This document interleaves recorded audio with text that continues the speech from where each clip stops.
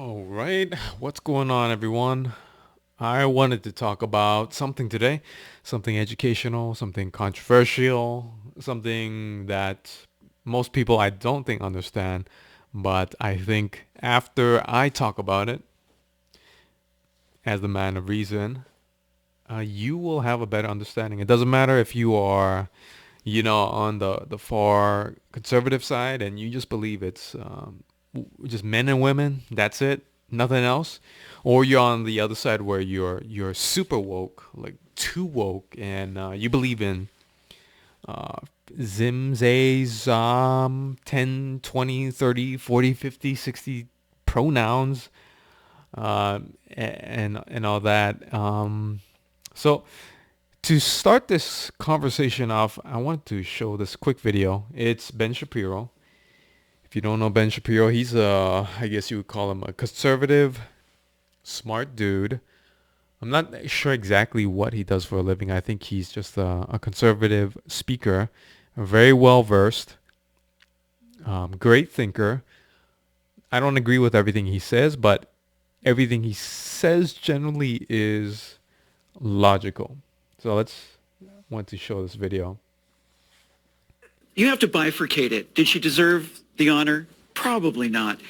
Is she brave? And they have a Of course little she's panel brave. on All those years invested as this sports legend. To come out transgender is horribly difficult. Okay, It is the most transgender difficult thing you can do. reporter. I'm gonna I've been talk more overseas. about I've that flown helicopter missions, term in a surveillance bit. missions. I've been I have a shot, little agenda stabbed. today. Being brave is being yourself. And this being is on Dr. transgender Drew's show. He's is a about the bravest thing you celebrity can do. psychologist. Did she deserve the award? So on his panel is Yes. Why are we mainstreaming delusion? It's not delusion. Why would you call it delusion? Because Caitlyn Jenner, I'll call And then him as the Caitlyn voice- Jenner No, because it's that's her. You're you know they're inviting him in to start some shit. All right. You know it's about trans. You know he's getting invited. I don't know if they're paying him. If they are, well, good for him. But nevertheless, it's always good to have opposing views because if everyone thinks the same, you're not really learning anything. And I guess the threat there is you start getting some like kooky ideas, right? And everyone just one-ups each other and say, oh yeah, I agree with this, I agree with that. So it's always good to have, I guess, an opposing view, even as extreme. Like you gotta listen to this video. not being polite to After the I shut pronouns. up. because Disrespectful. Okay, forget about the disrespect. Facts don't care about your feelings. It turns out that every chromosome, every cell in Caitlyn Jenner's body is male with the exception of some of his sperm cells. It turns out that We have his a brain doctorate structure in is that. male. Wait, I need It to- turns out that he still has all of his male appendages. How he feels on the inside is irrelevant to the question of his biological sex. I don't agree with that. I'm not on that train. Okay, so he's one of his famous quotes, I guess, is facts don't care about your feelings. He says it's a biological thing.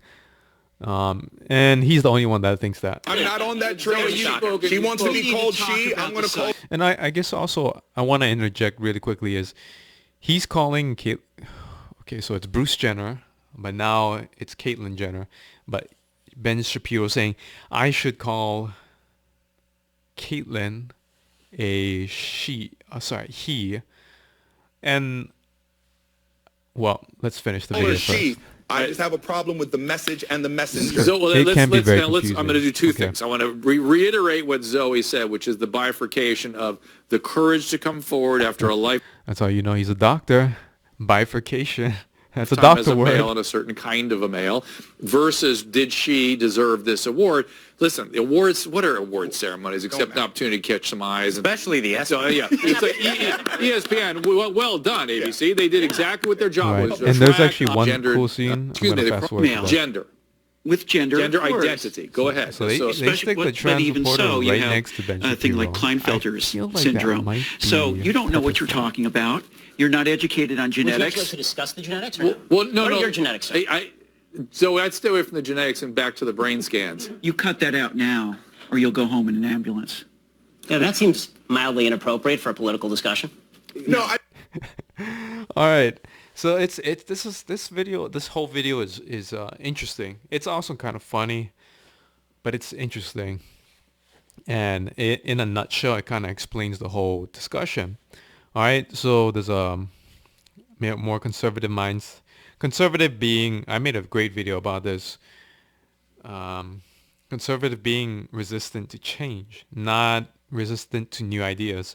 And when we talk about, opening it up beyond man and woman, boy and girl, yeah, yeah, it is a pretty big change to kind of accept. And on the other hand, you have people that are for it, progressive ideas, and they're for it. They don't enjoy not being, I guess, not being included into the ideas, or if you're like this lady, okay, so she's definitely male to female, but if you were to call a male dude, right, like man, bro, like that's offensive. Now, keep in mind, there's no law, actual law, stating that we have to say call this lady or as Caitlyn Jenner, Miss or ma'am or she, right? There's no law. But there's also no law that we say thank you when our mom, I don't know, makes us dinner, makes us lunch. When someone holds the door open for us at the store, when the waiter brings us our food, there's no laws doing that. So why do we say thank you? Respect, manners, courtesy, tradition. And that's the same reason that I believe that he's in the wrong here, even if that's his belief, even if that's his belief, even if that's your belief. At some point, you have to be able to respect another person in how they want to be seen or how they live their life. And it's no cost to you, all right? You're not bending over backwards and, doing their nails for them, giving them pedicure cure. You're just using different terms. All right. And at the other hand of the spectrum, yeah, it's actually kind of rude to put your hand across another person and then threat. That's a threat, by the way. You're gonna leave here in an ambulance. Like he, I'll give him respect. He held up pretty well. I know she's offended because she's trans, right? But Ben, she was out of line, and Ben was out of line, and he, well, anyway. So that's the whole argument in a nutshell. And so I wanted to talk about my agenda. All right. So here's my agenda. First and foremost is let's talk about gender versus sex and non-binary. So there's actually a lot of terms to come up with. And if you don't know these terms, everything just kind of blends together into, I guess, weirdness. Because, the first time, what was the first time? I can't remember. I think maybe I was in high school, maybe 8th or ninth grade. And I went to an outer island. It's called Molokai in Hawaii. And people are pretty laid back there, very friendly.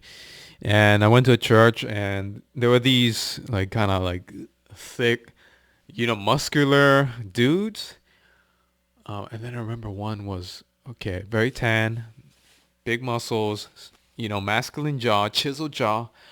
But he, or now it would be she, was like tying together I don't know, like, when girls do the thing where they have their button up open. I don't even know how to describe. And then they tie it together to be cute and stuff. And then had her hair in a bandana. I don't know. It's like a feminine thing, right?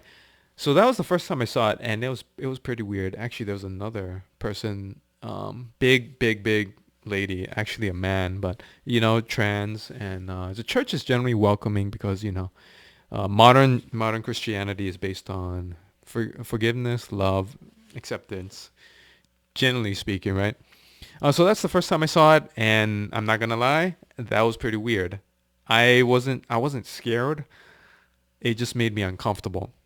And before you say I'm being transphobic, mind you, I'm making this whole damn video to educate the people or whoever is watching this about how to not be transphobic. So hold your judgments, and if you're quick to judgments, screw yourself. I don't care. Think better, be a better person. Christ. Right, so I was weirded out. And I never thought bad of it. Same when I first started seeing homosexuality. It was just something weird to see. Okay, but the more I see it, the more I saw it, the more, I guess, less odd it became. I think I was still in college when just seeing two men kissing still kind of weirded me out. But I'm all for it. That's the most important thing. If I end up seeing like two dudes just boning accidentally on the internet or something while I'm browsing, I don't know, the news. Okay, bad example, but it's gonna weird me out. But that's their right. Okay, and more importantly, I think it's also very natural for them. So I'm getting off the point, but I don't think they choose to do that, although there can be choice. Okay, I'm really going down like a whole bunch of different tangents. So gender versus sex. Gender is something generally that is up here, and sex is really gonna be down there. All right. So being that gender really is, well, let's put it like this. When we talk about when we talk about this, it all comes down to not fitting in a box, a clean cut box. So, you're a man, you like women, you're a woman, you like men. Okay, clean cut boxes. But once you start saying, okay, I'm a man, but I'm gonna jump down to point three. I feel like I should have been born in a woman's body, and when I was a kid, my parents gave me GI Joes, but I never really enjoyed them as much as I liked the dolls. And and then when I talk about, this is not me personally, but I'm trying to explain what kind of dialogue you might hear from someone with uh, this. Well, I'll skip to the next term actually. Oh, actually, I'll skip to the third term. GID. I'm skipping around. Gender identity disorder. So that was the original clinical diagnostic term, but they changed it, I believe, in DSM's 5 or 6 because of the stigma associated with it. The term disorder. I mean, literally, this guy Ben Shapiro has said that it's a mental illness, right? If it shows up as a disorder, if it's in DSM, it means it's a mental illness. Something's wrong with you.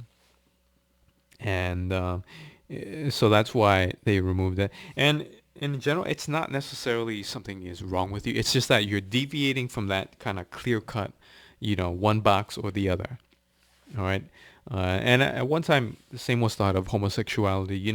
You're not fitting in the box, so therefore, I don't know, you're satanic or you're wrong, or I don't know, you need to go to church or something, or pray away the gay or something. So there's, and then in some other countries there's persecution, but it's all comes down to deviation from what's normal, and it makes other people feel uncomfortable, and with their discomfort or their fear, they try to enact laws or whatnot to stop it. Okay. So now it's called gender dysphoria, and it's basically best described, also known as, being transsexual, and it's best described, or transgender. It's best described, forget all the terms. It's best described as I'm not in the right body, right? I was talking about maybe the little boy who just didn't feel like playing with GI Joes, or it could be a little girl wants to rough and tumble, kind of tomboyish. I guess you can start thinking about it, but then at some point maybe they might want to be a man. Everything they think about, they identify with it. It actually lines up with a man. And the reason why I say this is because we have to kind of start to see that there's a gray zone, all right? And I'm talking about the mental, right, the gender in up here. So if that's too complicated, or you don't buy that, that's fine. That's fine. I understand why. Here's something you cannot argue with, and I'm going to throw this out to you. The physical part of the gray zone.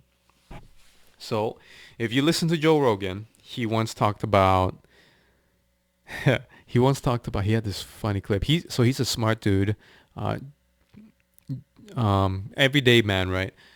Um, and he's open to learning, brings on a lot of guests. But he had this one conversation where he was talking about female bodybuilders in large clits. And if you don't know, with female bodybuilders, they don't have enough testosterone in order to really sculpt and grow muscles, right? Like I do. I'm just kidding, really. Um, so what they do is generally they take steroids. All right, that's the only way. Unless you're some kind of ultra gifted woman, you're just not gonna have enough testosterone in order to sculpt the muscles, like your lats and your biceps and your chest the way you want. And also you'll have all this fat, just natural being a woman, you'll have more fat percentage. So what happens is because of the testosterone, they're actually going to see some physical changes, things like maybe hair, maybe a change in voice, maybe skin issues. But one, and you'll have to Google this yourself. I'm not gonna Google it for you. Is their clitoris is going to be a little enlarged, and again, Google it when no one's around, and then make sure to clear your search history afterwards. You don't want people to see what you're searching. And then it essentially looks like a small penis, all right? And that's interesting because if you think about the clit, I don't know if you've ever, well, if you're a woman, you probably maybe played around with yourself. You rubbed on your clit. If you're a dude, you probably rubbed on the clit, given oral sex. I have. I know where it is. And if you think about it, it's essentially the same thing, right? The clit and the penis has, except that during our birth, gestation, depending on how much testosterone we get, it might become, I think we start off as women or w- unisex, but then depending on more testosterone, it'll become a man, right? It'll be a penis. So that's the physical aspect. And just by that, if again, a large clitoris, that alone will give you evidence that there's a gray zone. Okay. And there's also another term. Actually, I'll skip to number 5, hermaphrodites. So those are people with two, what was it, the wrong sex organs or double sex organs. And then you can also talk to doctors as well. And sometimes when kids are given birth, they'll be intersex. And so there'll be, intersex usually talks about the biological, the parts. So, and the chromosomes, like Ben Shapiro was talking about. But if they have both, then the doctor might say, okay, which one, ask the parent, which one do you want to raise it as? And I guess there's some ethical issues surrounding that, but generally I think it makes sense because of the way our world is shaped, right? It's easier to be in the box, binary. All right, so that's the ethics. It's another discussion, right? Okay.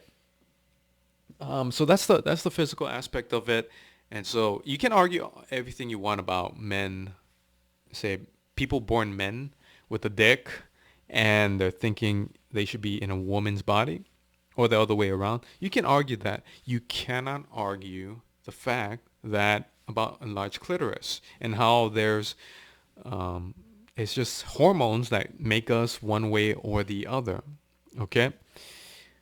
So and I just ask you to extend that idea with the female bodybuilder clit and extend it to the mental aspect.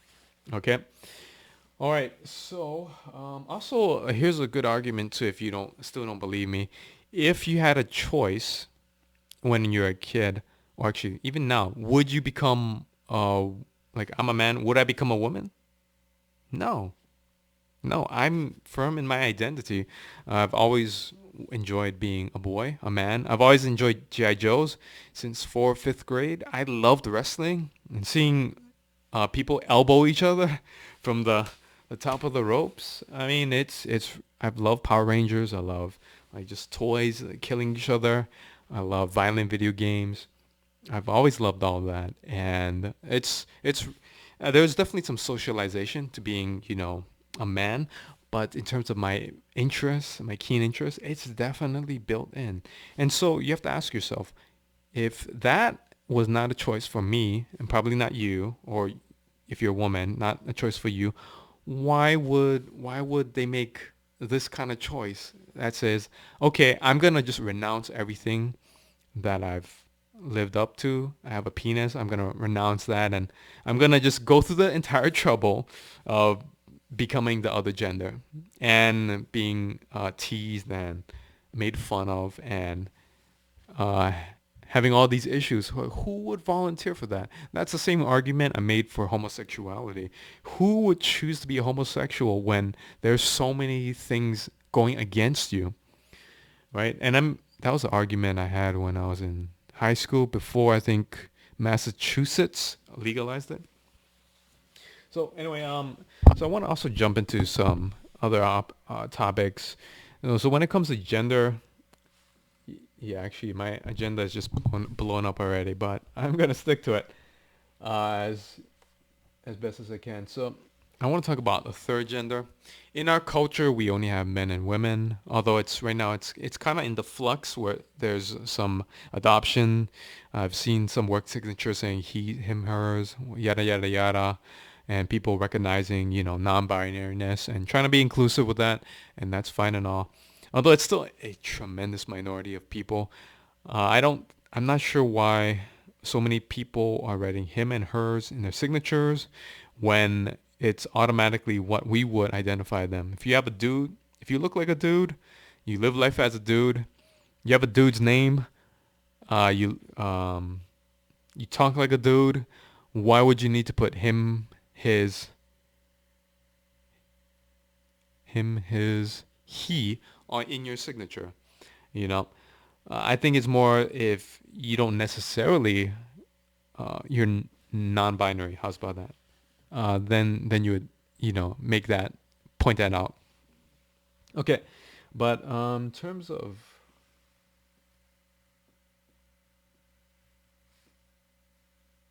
okay, okay, so here we go. I'm so I grew up around a lot of Samoans. Yeah, you know, um, Islanders.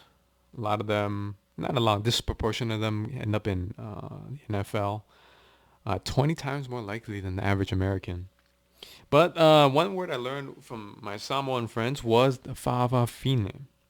And the fava fine is a third gender.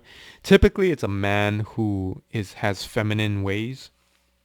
And they serve well, it's an explicit term for a third gender. You can look it up the article.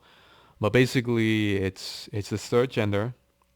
You can definitely consider it non-binary because it's that third option, right? And also, I want to point out with all the different pronouns, the problem with that is that people who are like third gender or non-binary, the man that want to be identified as women, women that want to be identified as men, they're not trying to be 50 different pronouns.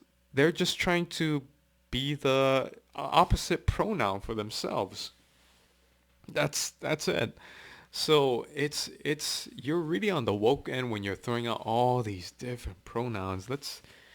I'm jumping around again, but pronouns, gender, like, jeez.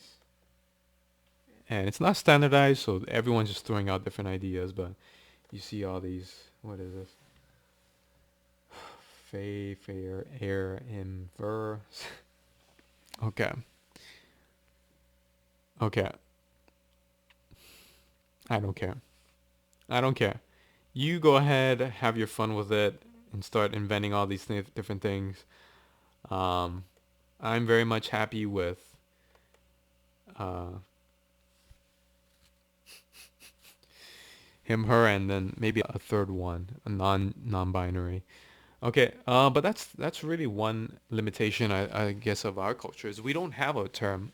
So when I was a kid, for example, in middle school, I would we used the word shim or mahu. I believe that's Hawaiian for just that in between. And it's a derogatory term, but there was no other term, right? He, she, I guess maybe. It's just when you don't fit. It's very confusing, especially when you're a little kid, right? And you're being normalized. You have been normalized by just boy and girls. Okay. So I wanted to throw out another example, and that is Thailand, where they have a third gender as well. It's called the Katoi, and that's specifically for male to female transgender. All right. And, or a very effeminate homosexual male. And that's very normalized for them. I mean, they literally have a term for it. And you've heard about the ladyboy shows. I've seen the ladyboy pageants. If I ever go to Thailand, I'd probably see a ladyboy show. Just there's some, I guess there's some very attractive ones as well. Um, I guess it's just a drag race. I mean, we have RuPaul's Drag Race on TV. They wear a lot of makeup. A lot of makeup. Okay. Yep. Okay. Um, but that's that. It's really all about precedent or your culture and your tradition and being able to recognize that. And okay. So at this point, I wanted to point out. Oh, right. Some interesting ideas because it can be really confusing, with all these different terms. So let me throw out this example. If you are a man and you identify as a man and you're sexually attracted to men, you are a gay man. If you are born a man, but you actually all your life you felt that you are a woman, and then you become a woman, and then you like men, you're not gay. You're actually transgender, male to female, straight. So you see what I mean? It's all about the base, how you identify, and again, identify. I guess there could be a choice behind it. I think Jaden Smith, Will Smith's son, he was kind of doing some gender fluidity ideas, being a weirdo about it. I'm not that big a fan of it because I believe that for a lot of people, it's not a choice. It's really, like I said, it's really how they were started thinking from a young age. Same way I started thinking like a man from a young, like a little boy from a young age. And so people that are gender fluid and saying, okay, let me just uh, be this, that's more transvestism. And that's my last note, right? Transvestism, actually, right, number 4. So that's a drag queen. That's when you're making a choice and you're playing around with ideas, and you're not necessarily gay. You're not necessarily transgender. You are simply um, playing around with, I guess, you're exceeding the, I guess, clothing or accessories or um, of what's typically expected. So let's look up that word.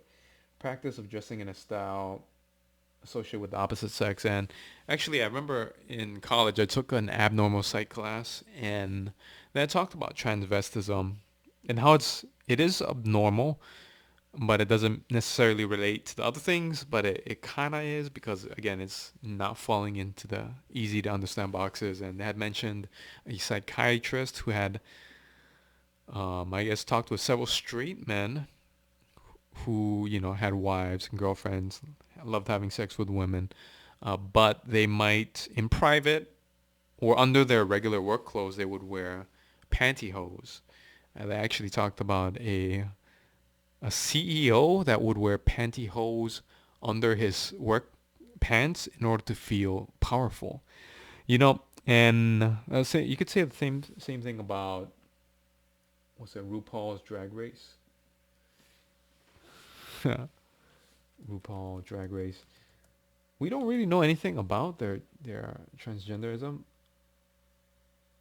We just know they're dressing up as the opposite gender and having fun with it. You could say the same thing about Prince, uh, Kiss band.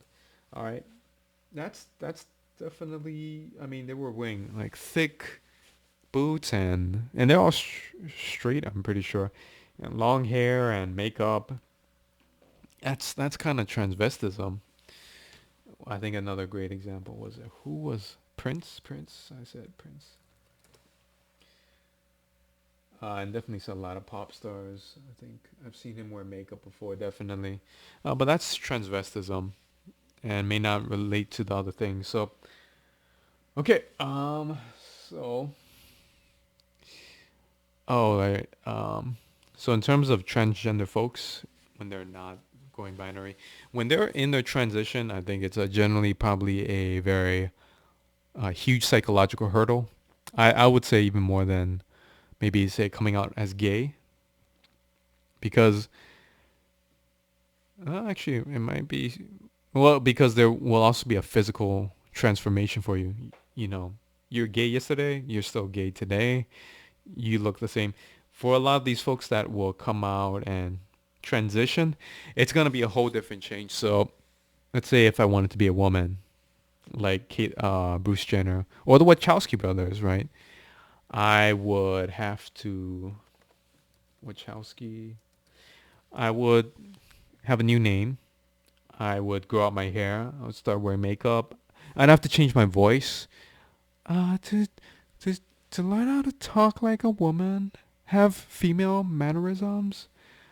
That's not very good. Walk like a woman. Guess dress like a woman. Oh, by the way, this is funny because both brothers actually were male to female transgender. I don't know if they've always identified that way. Um, but what's interesting is they kind of are more attractive as women. And I think that's mainly because when it comes to the threshold for being attractive, it's a lot higher for men. All right, it is a lot higher to be an attractive man, and we can't dye our hair and wear cute clothes and wear makeup and use excessive filters and special angles and all that to really pretty ourselves up. Okay, but I digress. And so yeah, there's that change. There's a physical change, and then there might be genitalia, organ change. So if they're pre-operation, that means they still got all the goods. They'll still have, the dick, the balls, Adam's apple. If they are post-op, that means they're actually going the next step. It takes a lot of money, I suppose, and especially if you have a penis. And I've heard reconstructive surgery where they turn your penis into a clitoris, right? Because as I mentioned before, it's both a sexual organ in both men and women. Sorry, the penis head as well as the clitoral nub, I guess you can call it. That's what I'll call it. Right, same purpose, and then they just redo the, I guess, urethra, the piss hole, and then voila, you can have a, vagina afterwards. But it's a lot of work. I don't know how it works for female to male in trying to make a penis out of your vagina and clitoris and labias. I don't know. Again, you can Google that yourself. Again, in private. Because you don't want that popping up in your search history. Oh, okay, but yeah, it's a big transition and it's a long one, and more importantly, people have to get used to it. You have to change your identity. Well, your identity, I guess, has always been constant. It's just that everybody that knows you, they have to come to terms with it. I once heard about a parent. Her son had transitioned to being a female, and she said she felt like her son had died, and I believe she had to just mentally, get used to that and have the stages of grief, right? Because the idea of your son is no longer, and you gain a daughter, but it's it's not. It's also can be difficult for the loved ones. All right, so that is my whole big spiel about transgender. And the last thing I want to talk about is I just want to show this. It's a we'll have a little game, and based on everything you learn, based on all these different terms, try and describe what these people are. All right, and this is a movie, Priscilla, Queen of the Desert, that I saw in high school. They're My aunt's ready very for liberal, stardom. and she They're showed ready this for to me. fame. They're ready for their close-up. You might recognize some of these people. Agent Smith, anyone? Come on, girls. Let's go shop. And do you recognize that? Do you recognize that person? You might This see is the that, story of three hard-working guys. Yeah, that's Guy Ritchie from Memento. And so first of all, we see them all dressed up. So that's transvestism already. They're all dudes. They're dressed up as drag queens. We dress up Guy Ritchie. in women's clothes and parade around mouthing the words to other people's songs. Who are about to discover Ta-da! Okay, but then we don't know anything about really their, are they transgender? But because, again, transvestism, it only talks about dressing up in other clothing. Been asked to do a show out of town? How long is the run? 4 weeks. that hitting the road is hard. I hereby christen this budget Barbie camper Priscilla, Queen of the Desert. Especially in heels. Sorry. Along the way, they'll discover surprises, It's Gabardine. I haven't seen Gabardine for years. uncover secrets, Is it true that her real name's Ralph? I'm gonna smack his face so... See, you remember what I was talking about with having to really transition? His name is Ralph, and she probably gets offended, right? There are characters in the movie, but she probably gets offended by using that. and learn that with friends like these, How long have we been on the road? 4.5 hours. life's never a drag. What's happening?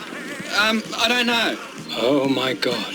Where? Bloody hotel in the middle of nowhere. Come on, girls. Mr. Belrose? Yes? It's a boy. You actually make money by dressing up like a woman. Okay, so it's not much of a game, but it's basically pointing out that all these folks are, in a way, deviating from what you would consider norm. So it's interesting. You can't just all call them transgender. So this person is definitely transgender. Born a man, identifies as a woman, has a woman's name. So when she's doing drag, she's actually not. She's essentially just dressing as a woman, right? Because she identifies, her gender is a woman. Been on the road. So this guy, Agent Smith here, Elrond from Lord of the Rings, he is a straight male, not gay, not transgender, and just happens to enjoy dressing up as a woman. So that's transvestite. And then, You actually... Guy Ritchie, if I remember it correctly, he is not transgender. He identifies as a man, but he has feminine ways. He is a drag queen, so he's a transvestite. And he likes men, so he's gay. All right? So those are three different things. Three different things. And anyway, that's the end of my very lame game. I guess if you were playing along at home, probably pretty confusing. I have no idea how confusing it might be. Anyway, hope that was very educational. If you disagree, that's fine. But definitely point out what you disagree with and provide your understanding of the situation.